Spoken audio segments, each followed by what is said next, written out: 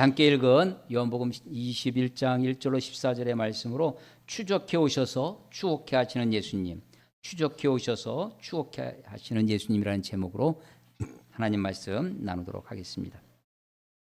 지금 오늘 이야기의 장소가 어디죠?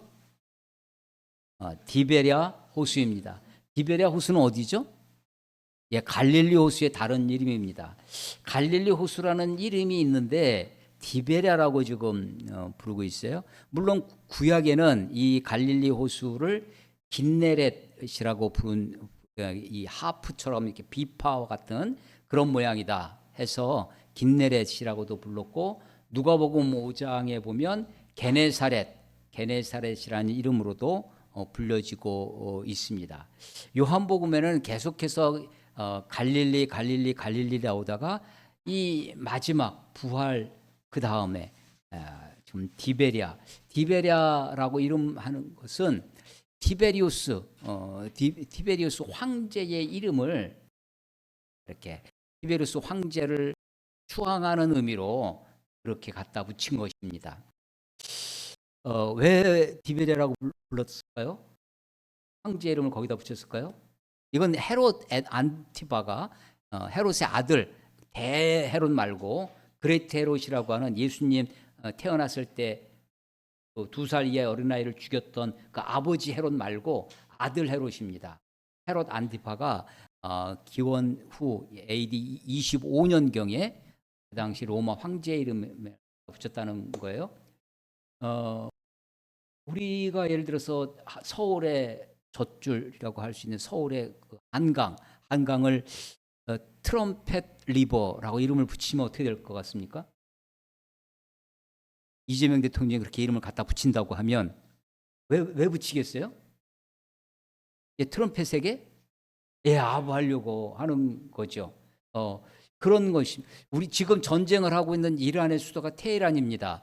근데 서울의 강남역에서부터 삼성역까지의 그 거리, 그 대로를 테헤란로라고 합니다.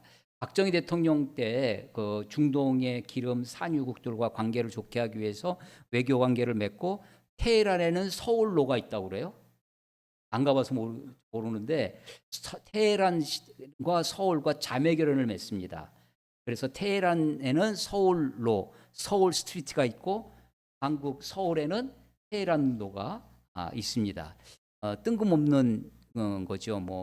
그 퇴계로, 율곡로, 을지로가 있는데 우리나라에 외국 이름이 붙은 게 저 부산에 가면 유엔로라고 있습니다.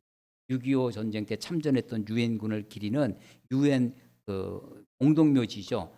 유엔 평화공원이 부산에 있는데 거기에 있는 거리가 유엔로입니다. 디베랴라고 붙인 것은 헤롯이 그 당시 세계를 지배하고 있던 로마에게 잘 보이려고 했던 거죠. 그래서 세속적 욕망이 투영되어 있는 이름이 디베랴라고 하는 것입니다. 이 호수에 지금 제자들이 왔습니다. 2절에 보면 7명의 제자들, 예수님의 사도들 7명의 이름이 나오는데 시몬 베드로, 그리고 디두모라 하는 도마, 그리고 갈릴리 가나 사람 나다나엘, 여기까지는 실명을 정확하게 이름을 밝혔어요. 그 다음에 있는 네 사람, 세베대의 아들들과 그 다음에 또 다른 제자 둘, 세베대의 아들 혹시 아시나요? 예, 요한과 야고보입니다. 요한과 야고보, 야고보와 요한. 우리도 이름을 알잖아요. 물론 근데 이 요한복음의 저자는 자기 이름이 그 안에 들어있긴 하지만 그거를 세베대의 아들들, 다른 두 제자는 누굴까요? 이거는 우리가 추측할 수밖에 없는데 아마도 베드로의 형제가 있습니다. 와보라 전도법, 안드레가 있고, 이 나다나엘, 우리 이 갈릴리 가나 사람 나다나엘이 나오는데 요한복음 1장에 나다나엘에게 예수님을 소개했던 똑같이 빌립도 나다나엘에게 와보라 했던 그 사람입니다. 아마도 이 안드레와 빌립이 또 다른 제자 2명에 있을 것 같습니다. 7명입니다. 예수님의 제자가 몇 명이죠? 사도들은 12명이었습니다. 그런데 가룟 유다는 예수님을 팔고 나중에 뉘우쳐서 후회가 돼서 나중에 목매어 죽습니다. 그러니까 지금 여기 11명 중에 7명이 나와 있는 거예요. 그러면 4명은 어디 있는지 모르겠어요. 7명이 지금 갈릴리 호수, 디베리아 호수에 와 있는 것입니다. 왜 이 요한복음을 쓴 이 저자는 굳이 그 7명 중에 시몬 베드로, 디두모라 하는 도마, 갈릴리 가나 사람 나다나엘, 이 세 사람만 이름을 밝혔을까요? 하다 보니까 아무렇게나 예. 여기는 의도가 있다고 생각돼요. 이 시몬 베드로는 바로 얼마 전에 바로 예수님을 3번씩이나 부인했던 사람입니다. 디두모라는 도마는 예수님이 나타나셨을 때, 오늘 14절 끝에 보면 예수님이 몇 번 나타나셨다고 그래요? 3번째 나타나셨어요. 2번이 앞에 있는 20장에 있습니다. 제자들이 두려워서 안식 후 첫날 예수님을 제일 먼저 본 사람, 예수님이 첫 번째 나타나신 것은 사실은 여인이었습니다. 마리아에게 나타나셨는데 그것은 요한은 아마 숫자에 안 넣었어요. 예고편으로 생각했는지 그건 빼고 제자들이 그날 밤 안식 후 첫날 주일이죠. 모여 있었습니다. 유대인들이 두려워서 문을 닫고 있었어요. 근데 그때 주님이 호련히 닫혀 있는 집 안에 다락방에 호련히 나타나셨습니다.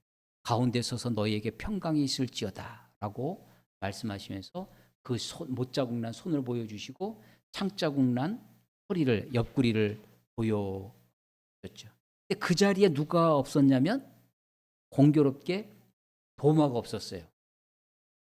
제자들이 와서 막 얘기를 합니다. 야야, 너 없는 사이에 예수님이 나타나셨어. 근데 도마는 야, 그런 일이 어디 있냐 하고 안 믿는 거예요. 그러면서 내가 예수님의 못자국에 이 손가락을 집어넣어 보고 예수님의 옆구리에 내 손을 집어넣어 보기 전까지는 그냥 실증주의자죠. 예수님을 그 말을 너희들이 하는 말을 믿지 못하겠노라 라고 했습니다. 그래서 이 제자들의 첫 번째와 이 도마 그 사이가 8일 여들의 사이가 있었어요. 그 사이에 아마도 추측에는 우리가 시간을 좀 이렇게 맞춰보면 누가복음 24장에 보면 예수님의 제자들 중에 2사람이 엠마오라고 하는 자기 고향으로 이제 예수님의 십자가에 죽으신 다음에 제자들이 여인들이 가서 봤다고 그래요. 제자들도 예수님이 나타났다고 하는 얘기를 들어요. 그렇게 하지만 절망이 있습니다. 그동안 예수님을 따라다녔는데 예수님이 뭔가 세상을 변혁시킬 줄 알았는데 예수님의 세상이 될 줄 알았는데 그만 예수님이 온데간데 없어진 거예요. 그래서 실망하고 낙담하러 가는 엠마오로 2 제자를 예수님이 만나신 적이 있습니다. 그때도 예수님이 같이 걸어가시는데도 예수님인 줄 몰라봤다고 그래요. 그러면서 예수님이 구약의 말씀을 성경을 잘 풀어서 그리스도가 고난을 받아야 될 것을 설명하셨다고 하죠. 그때 그들이 만납니다. 예수님을. 그 말씀을 듣는 사이에 가슴이 뜨거워졌다고 그러고 그래서 예수님을 알아봤을 땐 예수님은 이제 예수님 가실 길로 가시고 이 제자들이 다시 예루살렘으로 와요. 그러니까 지금 여인들이 봤어요. 그리고 첫 번째 제자들이 봤습니다. 그리고 8일 후에 도마가 있는데 또 나타나시는데 이게 2번째 나타나시는 그 사이에 엠마오로 가는 제자들의 이야기가 있습니다. 그러니까 지금 크게 제자들이 예수님을 만난 건 2번 있었어요.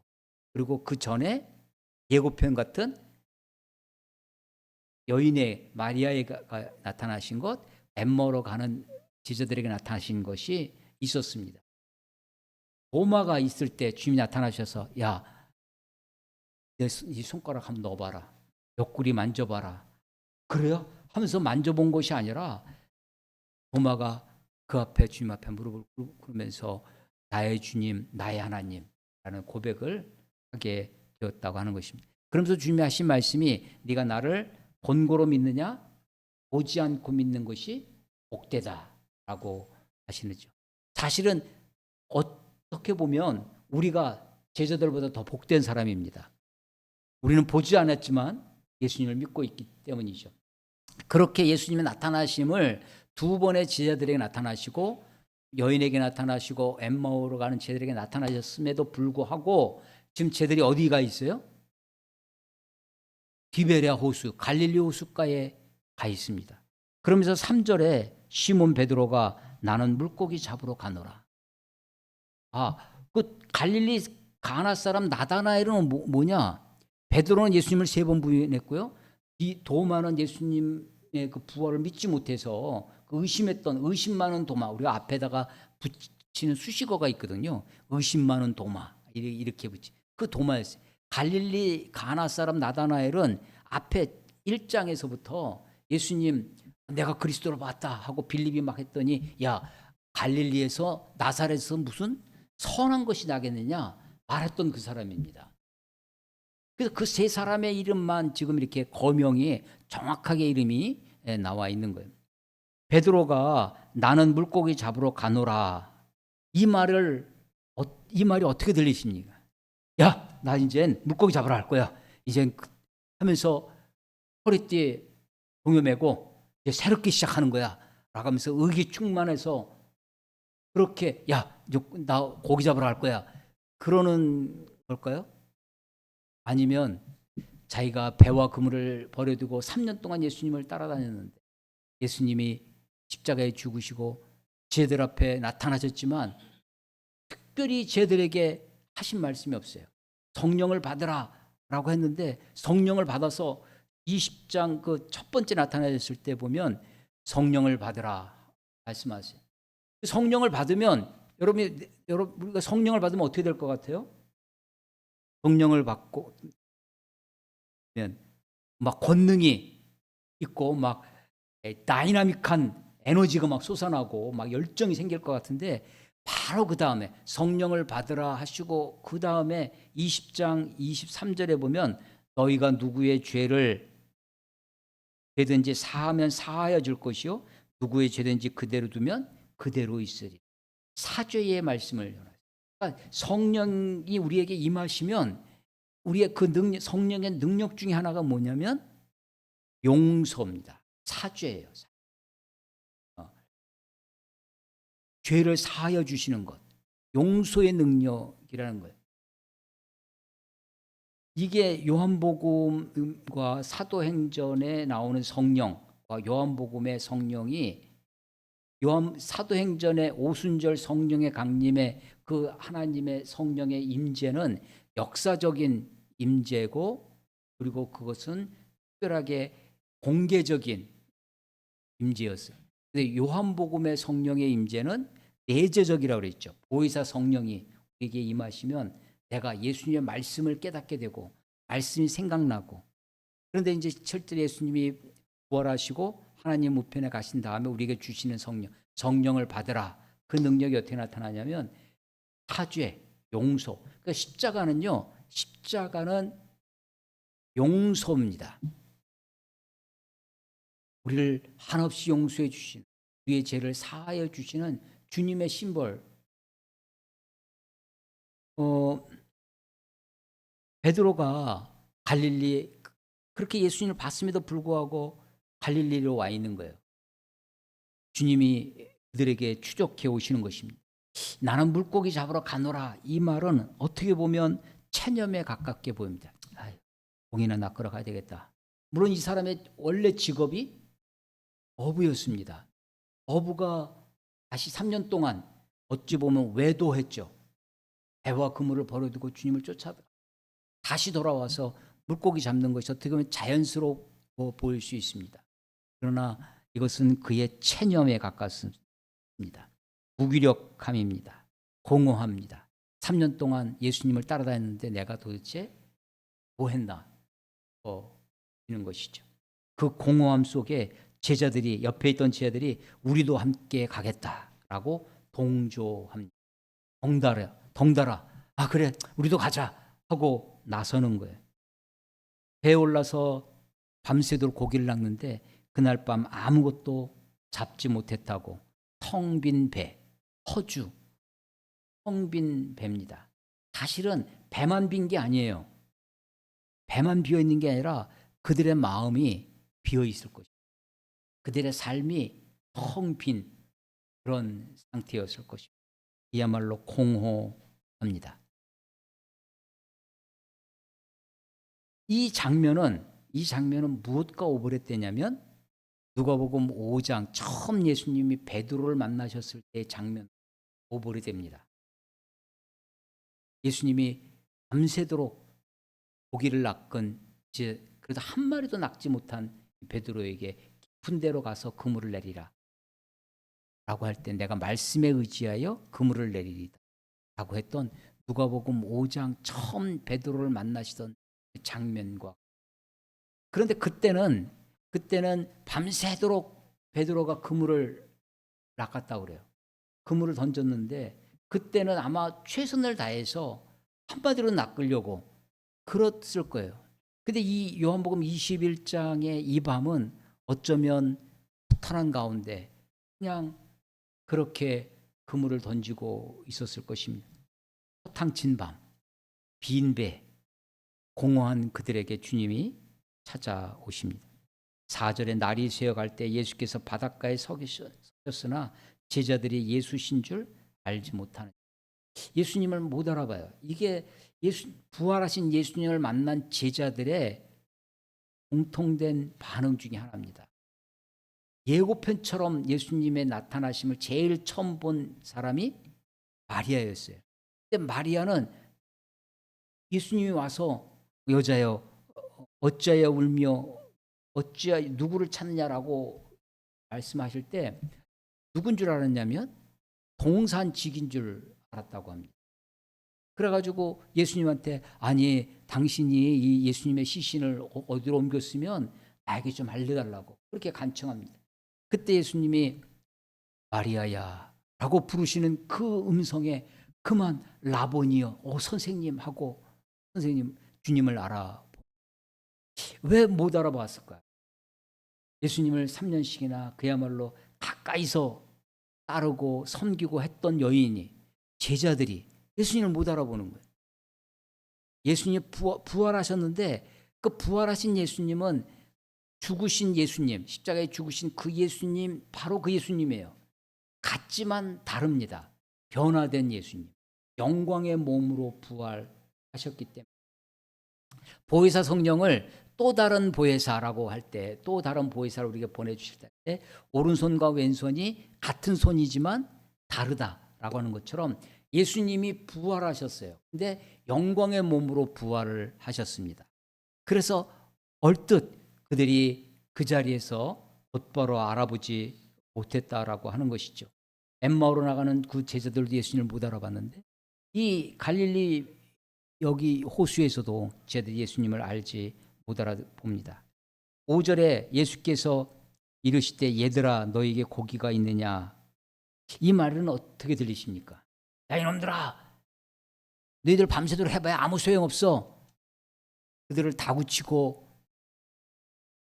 하는 그런 말씀이 아니라 얘들아, 이 말씀은 정말 다정한 말씀이었을 것입니다. 얘들아 너에게 고기가 있느냐, 없나이다.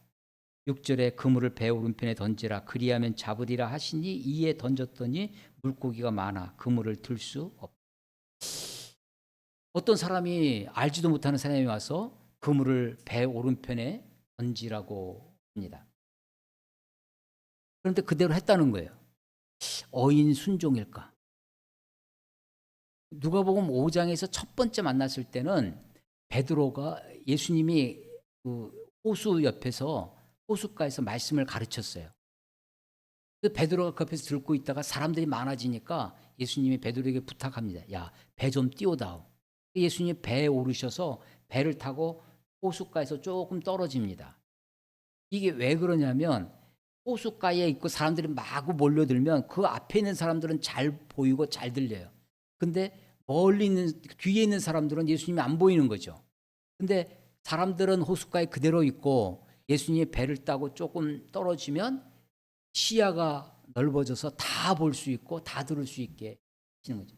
근데 그 배를 누구 배였냐면 베드로의 배였어요.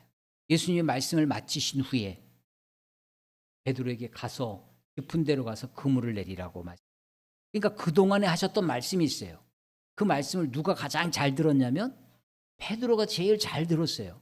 그래서 내가 밤이 새도록 수고하실 때 얻은 것이 없지만은 말씀에 의지하여 그물을 내리리라고 합니다. 그 말씀에 의지하여 그 말씀이 어떤 말씀이냐? 깊은 데로 가깝게는 깊은 데로 가서 그물을 내리라고 하는 그 말씀이죠. 그런데 그보다 배경적 말씀이 있어요. 예수님이 배에서 가르치셨던 말씀이 있어요. 일반적으로 모든 사람이 다 들으도록 모든 사람에게 보편적인 말씀이 있어요. 다 누구나에게 하시는 말씀이 있어요. 그런데 베드로에게 꼭 집어서 베드로야 깊은 데로 가. 이 깊은 데로 가서 그물을 내리라고 고기를 낚으라고 하는 것은 베드로에게 주시는 말씀, 나에게 주시는 말씀이 있어요. 나에게 구체적으로 개인적으로 주시는 말씀이 있어요. 보편적 말씀이 배경이 있는 이 말씀이 하나도 없는데 뜬금없이 와가지고 야 깊은 데로 가서 고기는 이렇게 하신 것이 아니라 그러니까 말씀에 의지하여 했을 때 말씀은 이미 쌓여져 있는 말씀이 있어요. 보편적 그러니까 평상시에 예수님의 말씀을 읽고 듣고 배우고 공부하고 묵상하는 배경적 말씀이 있을 때 어느 날 어느 순간 나에게 구체적으로 개인적인 말씀을 하시는 거죠. 그 개인적인 말씀을 레마라고 하는 겁니다. 그런데 지금 그 말씀에 의지하여 베드로가 그렇게 순종했는데 여기는 예수님을 알아보지도 못했다고 하는데 배 오른편에 그물을 내리라는 말씀에 이들이 순종합니다. 누가복음 5장의 순종은 사실은 깊은 데로 갔어요. 배를 넣어서 갔더니 배 좌우를 봤더니 그냥 고기떼가 바글바글한 거예요. 와 여기구나 하고서 신나서 그물을 던진 것이 아닙니다. 여전히 깊은 바다예요. 여전히 지륵 같은 바다입니다. 아무것도 없어요. 그냥 말씀에 의지해요. 그물을 내리는 실험적 순종을 하는 거예요. 내가 보고 하는 게 아니에요. 여전히 바다만 보여. 그런데 그 순종은 예수 말씀을 의지하여 실험적으로 순종하는 겁니다. 여기서 순종은 어떤 순종일까? 그물을 오른편에 던지라고 했더니 이에 던집니다. 어쩌면 이들은 거의 마음에 밤새도록 허탕친 아니 13년 동안 예수님을 따라다녔는데 그 3년 동안 따라다녔던 것이 허사였을 그래서 마음이 공허하고 그래서 그냥 어쩌면 별 생각 없이 그렇게 순종했을는지 몰라요. 그런데도 고기가 많이 낚여집니다. 물고기가 많아 그물을 들 수 없게 됩니다. 예수님을 십자가를 지고 갈 때 예수님이 쓰러져요.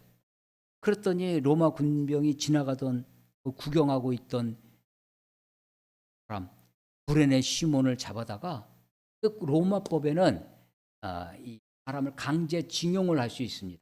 어떤 법적 절차 없이 그냥 아무 데서나 군인들이 오리는 그냥 이렇게 군인들이 동원을 할 수 있어요. 그래서 구레네 시몬에게 예수님의 십자가를 지고 가게 합니다. 시몬이 어떤 사람이냐? 아마 얼떨결에 예수님의 십자가를 대신 지고 갔을런지 몰라요. 그런데 나중에 보면 이 구레네 시몬의 아내와 아들들이 그 귀한 믿음의 가정이 되어 있어요. 그래서 마가복음에 또 로마서에 보면 예수님 그 바울의 서신에 그 루포가 나옵니다. 아들 루포가 구레네 시몬의 이들의 순종이 그래요? 마음이 뜨거워졌어. 야 그물을 배 오른편에 던지라 했더니 그 말에 그렇지 내가 빨리 정신 차리고 다시 해봐야지 하고 그랬던 것이 아니었을 것 같아요. 그럼에도 불구하고 그들이 거기에 순종해서 그물을 내릴 때 역사가 일어났던 것이죠. 그 제사 7절에 보면 예수께서 사랑하시는 그 제자가 누구예요? 요한입니다. 요한이 자기 이름을 쓰지 않고 이렇게 표현을 하고 있는 것입니다. 베드로에게 얘기합니다. 주님이시라. 이게요, 제자들이 몇 명 있었어요? 7명 있었는데 다 듣도록 야 주님이시여 이렇게 얘기한 게 아니라 베드로에게 얘기했다고 그래요. 아마도 이 요한은 굉장히 소심한 사람이었던 것 같아요. 예수님 그 막달라 마리아가 그 새벽에 예수님을 만났다 하는 얘기를 막 제자들한테 와서 예수님을 만났어요 했더니 제자들 중에 베드로와 요한이 달려갑니다. 젊은 요한이 먼저 도착해요. 그런데 무덤 앞에 와가지고 못 들어가요. 안에만 들여다보고 베드로는 뒤늦게 와요. 헉 하고 가가지고 그냥 뒤도 안 돌아보고 들어가 버립니다. 이게 두 사람의 차이죠. 예수님의 부활을 3년 동안 따라다니고 예수님의 부활을 보고 나서도 베드로의 기질은 변화가 없어요. 기질은 그대로예요. 그 사람의 기질은 그대로야. 다만 그 사람이 무엇을 위해 인생을 살아가느냐는 삶의 목표, 사명 이런 것이 바뀌는 것이지 방향이 달라지는 것이지 기질이 달라지지는 않습니다. 이 요한이 베드로에게 주님이시라 아마 조심스럽게 얘기했을런지 몰라요. 그런데 그 얘기를 듣고 베드로는요 곧바로 벗었다가 겉옷을 챙겨 입어요. 그러고선 바다로 뛰어듭니다. 바다로 뛰어들 정도의 이 바다는 깊지 않은 바다였던 것 같습니다. 아마 깊게 해변이 호수의 그 수면이 완만하게 여기 보면 거리가 나와요. 50칸쯤. 영어 성경을 보면 100야드라고 나오는 NIV에 보면 100야드라고 나오는데 우리 한산에 보면 약 90m 정도. 어떤 다른 성경에는 200 규빗. 규빗은 이 팔꿈치부터 손끝 여기 한 규빗인데 보통 한 45cm 정도. 그래서 200규빗이면 약 90m 정도. 우리 어렸을 때 100m 달리기 기억나시죠? 한 100m 가까이 떨어진 베드로가 물속을 막 헤어는 거예요. 그리고 고기를 그물을 끌고 옵니다. 그물이 찢어지진 않았어요. 배로 올려 올 수는 없었지만 그렇게 끌고 옵니다. 와서 육지에 보니까 구절에 숯불이 있습니다. 그리고 생선과 떡이 놓여요. 이 숯불을 제일 먼저 제자들은 그물을 끌고 오는데 제일 먼저 온 사람이 누구였냐면 베드로죠. 베드로가 숯불을 보는 순간 아마 베드로는 얼어붙었을 겁니다. 왜냐하면 바로 얼마 전에 예수님을 부인했던 장소가 가야바의 뜰이었는데 대제사장 가야바의 뜰이었는데 거기서 날씨가 추우니까 숯불에 몸을 녹이고 있었어요. 그때 아주 계집종 여자아이가 너도 그 사람 같은 편 아니냐? 나는 모른다고. 아니라고. 심지어 저주까지 하면서 예수님을 부인했던 곳이 바로 숯불입니다. 베드로는 이 숯불을 보는 순간 자기의 그 아픈 모습이 보였을 것입니다. 그 다음에 생선과 떡이 있어요. 생선과 떡은 아마도 갈릴리 이 해변에서 아마도 벳세다 들녘이었을 텐데 5,000명을 먹이셨던 오병이어가 생각납니다. 물고기 2마리와 보리떡 5개로 5,000명을 먹이셨던 바로 그 일들. 자기의 과거도 생각나고 그리스도가 예수님이 갈릴리 목수의 아들이었던 그분이 5,000명이나 먹이시는 이 놀라운 일을 행하시는 메시아 하나님의 아들 그리스도이심을 보여주셨던 그 일들을 떠올리는 것입니다. 이 생선, 이 떡은 주님이 준비하신 거예요. 주님이 준비해 놓으신 거예요. 그 다음에 10절에 예수께서 이르시되 지금 잡은 생선을 좀 가져오라. 그러니까 지금 생선이 예수님이 준비한 생선도 있고 지금 막 낚은 생선도 있어요. 끌고 와서 봤더니 나중에 큰 물고기만 셨다고 그래요. 큰 물고기가 153마리라. 모나미 153이 생각나는 153마리. 여기에 대한 설도 여러 가지가 있는데 이런 장면들이 있습니다. 그리고 12절 예수께서 와서 조반을 먹으라. 우리는 요즘은 이런 말 조반 아침밥입니다. 조반을 먹으라 하니까 제자들이 이제 주님이신 줄 아는 거로 당신이 누구냐 감히 묻는 자도 없더라. 묻지도 않고 옆에 사람 제자들이랑 막 떠들지도 않고 조용히 먹었던 모양입니다. 왜? 제자들도 사실은 베드로만 숯불 보고 몸이 굳는 것이 아니라 자기들의 모습이 다.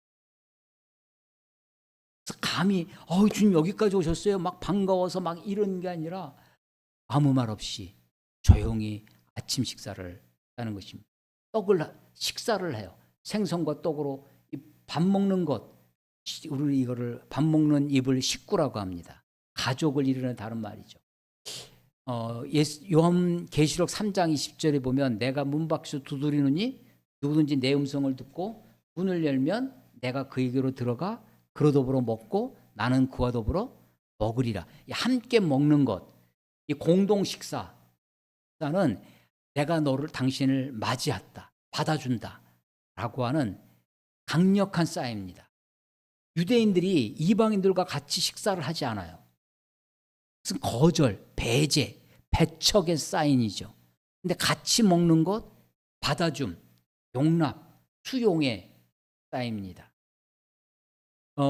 시편 23편 여호와는 나의 목자시니 내게 부족함이 없으리로다 라고 한 그 시편에 원수의 목전에서 내게 상을 베푸시고, 그 상이 무슨 상이에요? 밥상입니다.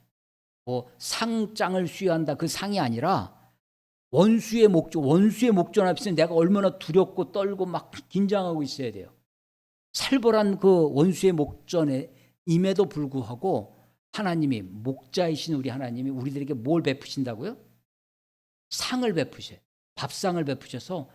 그래서 이 먹는 것, 예수님이 지금 조금 전에 자기를 부인했던 자들입니다. 아니, 부활하신 주님이 그들에게 나타나셔서 너희에게 평강이 있을지어다라고 말씀하셨던, 그것도 제자들에게 2번, 그리고 여인에게 1번, 엠마오로 내려가는 2 제자에게 그렇게 나타나셨음에도 불구하고 그들이 지금 어디가 있어요? 갈릴리에 가 있습니다. 나는 물고기나 잡으러 가야 되겠다. 예수님이 처음 누가복음에 예수님을 만났을 때, 그때 주님이 하셨던 이제 내가 너희로 사람 낚는 어부가 되게 하리라고 새로운 사명을 주셨습니다. 새로운 잡을 주셨어요. 그런데 그것을 외면하고 다시 돌아가 옛 모습으로, 퇴행이죠. 퇴행적 모습을 보입니다. 우리가 예수 믿고 구원받고 신앙생활을 하면서 자꾸만 내가 퇴행합니다. 옛 모습으로 돌아갑니다. 그래서 세속적 욕망의 상징인 디베랴로 가는 거예요. 여전히 우리 교회가, 한국 교회가 부흥하고 큰 교회를 이루고 여전히 물질적 탐욕에, 세속적 권리에, 그래서 이 교회의 권력을, 세상에 영향력을 미치고 싶어 합니다. 그래서 우리가 퇴행해요. 뒤돌아가 세상으로, 세속으로 돌아갑니다. 디베랴라. 그래서 이 요한이 굳이 갈릴리 해오다 마지막에 와서 디베랴라고 이름을 하는 것이 어쩌면 그런 모습이 아니었어. 헤롯이 꿈꾸던 그 로마 황제의 힘을 얻으려고 했던 것처럼 우리는 세상의 물질의 힘, 권력의 힘, 세상의 힘에 기대어 살려고 하는 것은 아닌가.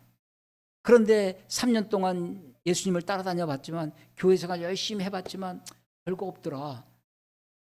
그래서 그 허탕한 마음, 그 텅 빈 마음을 가지고 가는 거죠.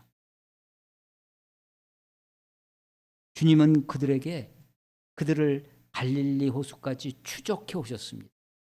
그리고 주님이 저들을 만나셨던 그 일들을 기억하게, 추억하게 하십니다. 근데 주님이 하지 않은 게 있어요. 그들의 아픈 실수, 허물, 죄와 직면하도록 추억하게 하셨지만, 5,000명을 먹이셨던 그 주님을 추억하게는 하셨지만 저들을 추궁하지는 않으셨어요. 추적해 오신 주님이 니들이 도망가봐야 어디를 가겠냐? 이 죄를 네가 알렸다 라고 하면서 그들의 아픈 상처나 허물이나 이것을 드러내고 그것을 발가벗기는 것이 아니라 주님은 그들을 덮으시고 그들에게 조반을 먹을 것을, 그리고 그때까지 기다리세요. 15절에 가면 저들이 조반 먹은 후에 말씀하세요. 베드로에게 네가 나를 사랑하느냐? 네가 이 사람들보다 나를 더 사랑하느냐?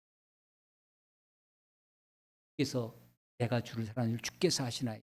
내 양을 먹이라, 내 양을 치라, 내 양을 먹이라 3번을 말씀하시고 3번 물으시고, 그래서 3번 부인, 마치 3번 베드로가 부인했던 것을 말끔히 씻어주시는 것처럼, 그래서 그를 회복시키십니다. 그래서 마지막 21장 뒤에 보면 이 19절에 나를 따르라. 아니 제 사람 저 친구는 어떻게 될 것 같아요? 그거 신경 쓰지 말고, 남 신경 쓰지 말고 너는 나를 따르라. 그게 22절 말씀이죠. 내가 올 때까지 그를 머물게 하고자 할지라도 내게 무슨 상관이냐? 너는 나를 따르라. 다른 제자 신경 쓰지 말고, 남의 교회 어떻게 하는지 신경 쓰지 말고, 남들 어떻게 사는지 그거 신경 쓰지 말고 너는 나를 따르라 라고 하는 거예요. 주님이 우리를 회복시키시는 방법이, 주님이 우리를 부르시는 방법이 무엇인지를 보게 하십니다. 오늘 설교의 제목, 추적해 오셔서 추억해 하시는 예수님. 무엇은 안 하셨다고요? 추궁하지는 않으셨어요. 이게 부활하신 주님이 제자들에게 성령을 받으라 라고 하시고 바로 뒤에 무슨 말씀하셨다고요? 성령을 받으라 하시고 바로 그 다음에 너희가 누구든지 누구의 죄든지 사하면 다 사해줄. 주님이 제자들에게 사죄의 성령의 능력이 용서의 능력으로 나타나는, 십자가의 능력이 우리를 용서해 주시는, 나 같은 것을 받아주시는 그 하나님의 용서의 능력이라는 거예요. 이미 우리를, 그래서 제자들에게 추궁하지 않으실 수 있었던 것은 이미 그들을 주님은 용서하고 계셨다. 그들을 받아주고 계셨습니다. 함께 밥을 먹고 그를 기다리십니다. 밥 다 먹을 때까지. 그리고 사랑을 확인하시는 거죠. 네가 나를 사랑하느냐? 나를 따르라. 주님을 따라가는 건요, 주님을 따라가는 것은 주님 앞에 서면 어떻게 돼요? 야, 네가 앞서가라. 우리에게 앞서가라 하지 않습니다. 따라가요. 따라가는 건요, 뒤에서 오는 것은 따라오는 것이 아닙니다. 따라오는 것은 가까이서 바짝 따라가는 거예요. 앞서지도 말고 멀리 떨어지지도 않고 주님을 따라가는, 주님을 따라가는 가장 좋은 방법이 뭘까요? 말씀을 따라가는 것입니다. 주님을 따라가는 그 다음 방법이 뭘까요? 공동체, 교회와 함께하는 것입니다. 7 제자들이 비록 공허해지고 비록 체념해였지만 공동체를 떠나지 아니하고 7명이 함께 있을 때 주님이 그에게, 그런데 굳이 베드로에게만 이렇게 말씀하실까요? 다른 제자들은 들러리인가요? 아니, 목사인 저한테만 말씀을 깨닫게 하시고 묵상하고 막 끙끙거리게 하시고 여러분들은 그냥 들러리로 따라오십니까? 왜 그렇게 하시나요? 초등학교에서, 이게 학교에서 애들이 막 떠들어요. 책상을 딱 칩니다, 선생님이. 책상에 무슨 죄 있어요? 책상을 쳐서 누구를 하라는 거예요? 주목시키려고 하는 거죠. 선생님이 한 아이를 불러다가 칠판에다가 수학 문제 풀게 합니다. 이 아이만 특별히 사랑해서 수학 문제를 풀게 하는 걸까요? 그걸 보고 애들이 다 따라오라는 거죠. 베드로에게만, 지금 21장 베드로에게만 말씀하시는 것 같아요. 베드로뿐만 아니라 다른 제자들에게 동일한 말씀을 하고 계시는 것입니다. 예수님이, 부활하신 예수님이 예루살렘으로 진군해 가지 아니하시고 로마로 쳐들어가지 아니하시고 갈릴리 촌구석으로 가십니다. 낙심한 제자들에게 찾아가셔서 그 사람들을 만져주십니다. 추적해 오셨지만 저들로 추억하게 하시지만 추궁하지는 않으시고 그들을 받아주시고 그들과 함께 하시는 이 주님의 사랑이 주님의 능력이 저와 여러분에게 함께 하시기를 주의 이름으로 축원합니다. 기도하겠습니다. 하나님, 예수님 부활의 그 모습을 보았음에도 불구하고 갈릴리 바다로 돌아가 혹이나 낫겠다고 하는 제자들처럼, 아니 세상은 세상의 권력과 명예와 힘을 추구하여 로마 황제를 추앙하듯 그렇게 살아가는, 하나님, 우리가 다시금 우리의 생명이신 주님, 우리를 위해 십자가에 죽으신 그 주님, 나를 용서해 주시고 받아주신 그 주님 앞에 나아가게 하시고 우리를 받아주셨던 그 주님의 사랑을 잊지 않고 주님을 쫓아갈 수 있도록 하나님 다시 한번 우리에게 힘 주시고 용기를 더하여 주시옵소서. 다른 사람들이 나를 사랑하는 것보다 나를 더 사랑하느냐고, 네가 나를 사랑하느냐고 물으시는 주님의 말씀 앞에, 주여 내가 주를 사랑하는 주께서 아시나이다. 비록 민망하고 비록 죄스럽지만 다시금 주님 앞에 사랑을 고백하며 살아갈 수 있도록 하나님 인도하여 주시옵소서. 예수님의 이름으로 감사하며 기도드렸사옵나이다.